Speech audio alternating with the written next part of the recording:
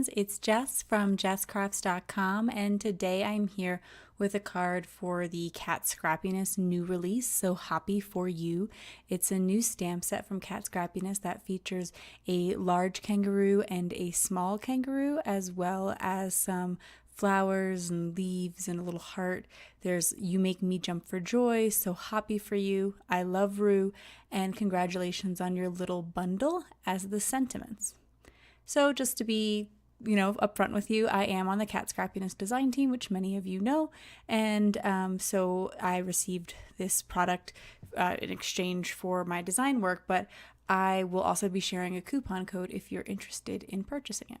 So to get started coloring the kangaroo, I am using E31, 33, 35, and a little bit of E97. That marker cap got cut off a bit, sorry about that. But as you can see, looking at the kangaroo next to the one that I'm coloring, I experimented with a lot of colors first, trying to figure this out. I looked online at different kangaroo pictures, and I noticed that a lot of them had this sort of like red undertone, and I was really struggling with how to get that with my Copics because the browns that have the red are the E99, 97, 95, but like that was almost orange, which is not what I was going for.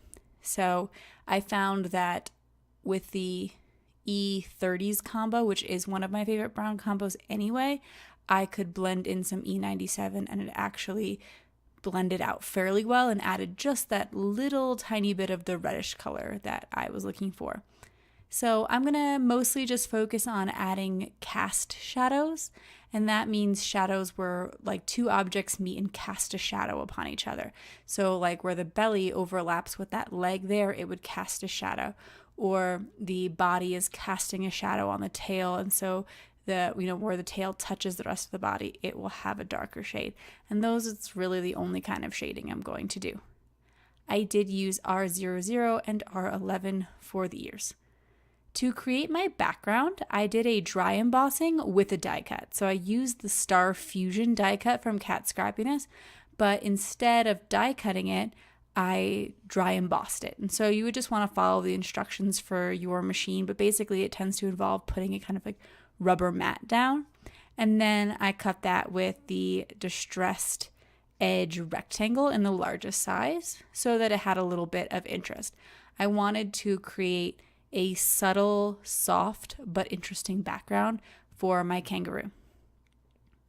I also decided that even though I really liked the I Love Rue sentiment, I wanted to give it a bit more weight and prominence on the card, and I recently did this with the avocados as well that Cat Scrappiness released, and that just kind of shows me the value of buying these alpha die cuts. I've always been a big fan of alphas, and like adding the typography to your card can be really fun.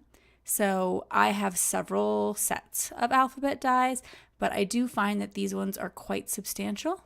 And these are from Cat Scrappiness as well. They are the condensed lowercase alphas. I personally am a much bigger fan of the lowercase than the uppercase, but anyway, so I'm going to cut the rue out and I'm going to create the color for it inspired by the pink that I chose for the ears using the Worn Lipstick and Tattered Rose Distress Oxide inks, blend it down kind of sloppy like essentially. And I am going to cut two of each just to give a little bit of dimension and weight to the letters, so rather than just having a single layer. I did decide to fussy cut out the kangaroo rather than using my scan and cut machine, and I think it was just because it was relatively simple to cut out, and therefore I was like, kind of why not? But you certainly could do that as well. There are no coordinating dies at this time. I'm not a big fan of buying coordinating dies anyway. I did decide, since I'd already stamped this extra kangaroo, I would just kind of use it to pop up the other kangaroo.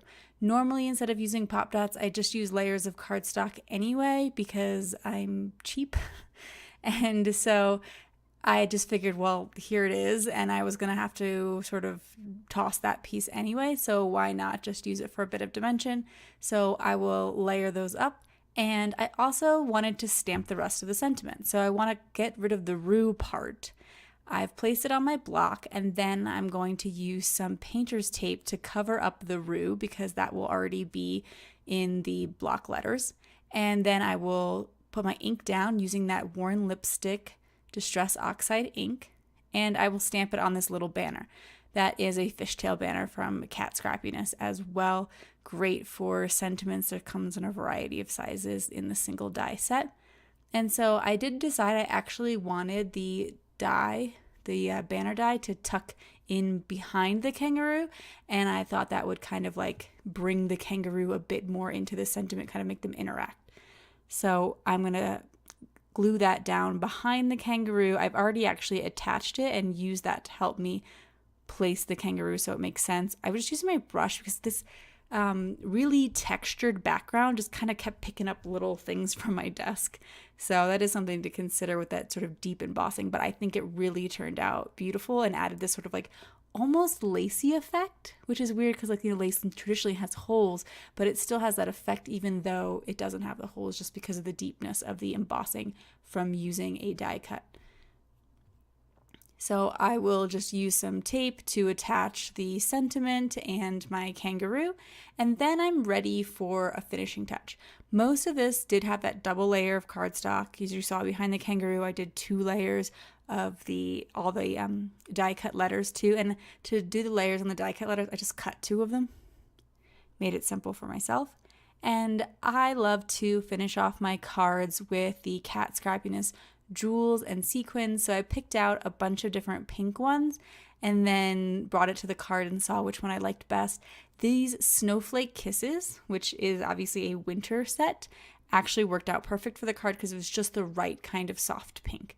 So I always say, you know, don't limit yourself to like thinking, oh, this is a Halloween set. Well, you might just want black sequins. And so you can go in there and just pull out a few. It doesn't really ruin the mix. I'm only going to use 3 sequins, so it doesn't really change up the ratio that much. And I can totally use this mix in a shaker card in the future. And I'm going to create a really simple visual triangle here around the sentiment to just kind of tie it in, highlight it a little bit, give it that finishing touch. I'm going to pick the most pink of the sequins because there's a lot of like clear and sort of this like off-white cream, I want to say, sequin in here, but I really wanted to emphasize the pink. And so then, yeah, I'm just attaching them with like little glue dots. And that's it for my card today. If you like this video, please give it a thumbs up. If you're interested in more crafting tutorials, be sure to subscribe to my channel. Like I mentioned, the products will be mentioned in the video description below, but there will also be a coupon code for Cat Scrappiness if you're interested in picking up this new set. Thank you so much for watching. Have an awesome day. Bye.